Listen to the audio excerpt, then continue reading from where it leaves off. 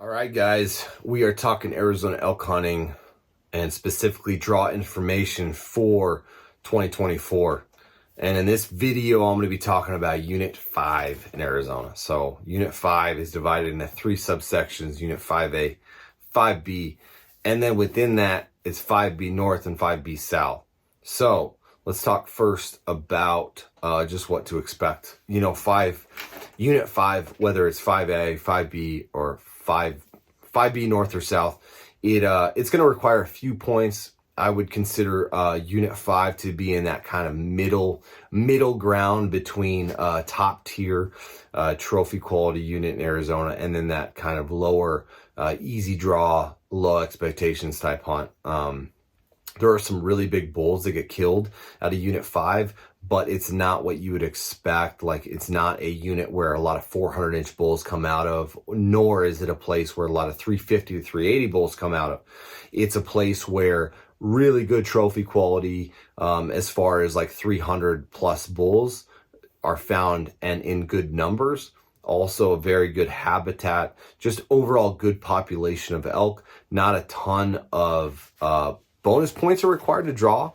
So that's kind of what makes it kind of a middle tier unit for all around. It doesn't take a ton of points to draw early archery. It's going to take you 10 to 15 no matter what. But for early archery stuff in Unit 5B South and 5B North, it'll take you between 12 and 16 points as non-residents and a little less as residents. Now, some people, they favor 5B North or 5B South just depending on what they want to do. 5B North is just east of Flagstaff and has some really, really good elk populations and some good trophy quality. And 5B South is south of Flagstaff, has more that pine tree, ponderosa pine type habitat, where the 5B North is a little bit more rolling junipers. And then 5A is east of 5B North and 5B South, and that is divided as well. So southern half of 5A is pine trees, all ponderosa pine forests, and then the northern half would be that rolling juniper type country. So I've mentioned it a few times, is the difference in that country, and why I mention it is because the pine trees offer a lot of cover. They usually have a lot of water. Elk really love it. There's meadows, and it's fairly a foot-based hunt or truck or ATV-based hunt. A lot of access in the pines via vehicle. And then when you go north in that rolling juniper country, a little bit more glassing, a lot more. The elk populations are a little bit more dispersed. The water is more dispersed, and the hunting can be harder in the fact that the populations are more dispersed and there's not a ton of giant glassing. So there's still a lot of access, there's still a lot of roads and access via vehicle, but it's not a vehicle based hunt when you go north in 5B North or 5A. It's more of getting on the ground and doing a lot more glassing, covering country, and just doing it that way. Whereas the pines, you're more, especially in the rut, you're more chasing bugles, focusing on water, and can do a lot more of your research just out of the window of your vehicle.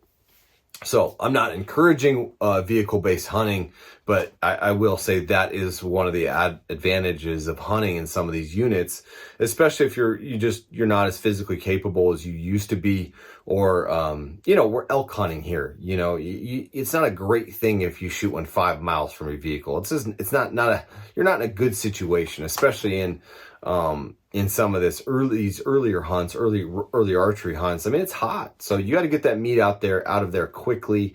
So knowing where you are from a vehicle and the proximity to kill an elk closer to a road is really advantageous for meat recovery, not just the stigma of lazy hunting. So do your research, but as far as the roads go and how you want to hunt, but 5B North and 5B South are great places to draw tags. Not going to require too much more than 10 points on any given hunt. And same thing with 5A. So in 5A, it's a good place to hunt elk. We've had several different opportunities in 5A with archery hunts and late rifle hunts, expect pressure. Okay, so anytime there's a hunt like this that is lesser elk draw odds and easy to drive around in, these are definitely hunts where there's a lot of pressure, where people are bringing all their buddies out and helping them and driving around, because where you have a lot of roads, you also have a lot of people. So, and when with that, these are great areas where you can bring your camper out, you can bring your trailer out. So it's great to know that, but understand that because the access is really, really good, you're not the only one that's going to bring a trailer out there and bring in their buddies. So expect to do your scouting, expect hunting pressure, expect a really, really fun hunt, expect really, really good results from seeing elk, especially in those early hunts, especially early archery hunts and early rifle hunts. Obviously, when I say you don't need more than 10 points, early rifle hunts are the expectation, or that's the exception.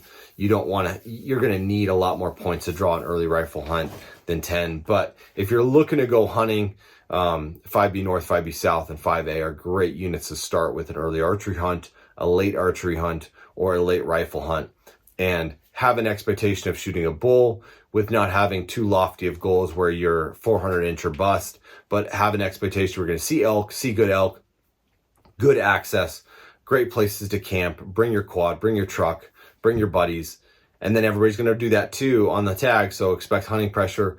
And hunting pressure, the way to be successful when there's a lot of hunting pressure is to scout and just be prepared and understand where these elk are going to go, and do your research ahead of time, guys. So but yeah, so I hope this information helped. I just give a quick rundown, highlight some spots on the map, the great places to start looking for elk. And elk looking begins in the summer. They start growing their antlers basically as soon as they drop them. So when they drop them in March or April, by late summer, they should be half grown and almost full grown by July in some cases, in some units. They finally finish off growing around, early August, mid-August, because they don't rut too far after that. But so scouting begins, guys, especially if you're resident in the summertime. Go check the water, check the elk growth, check the herds.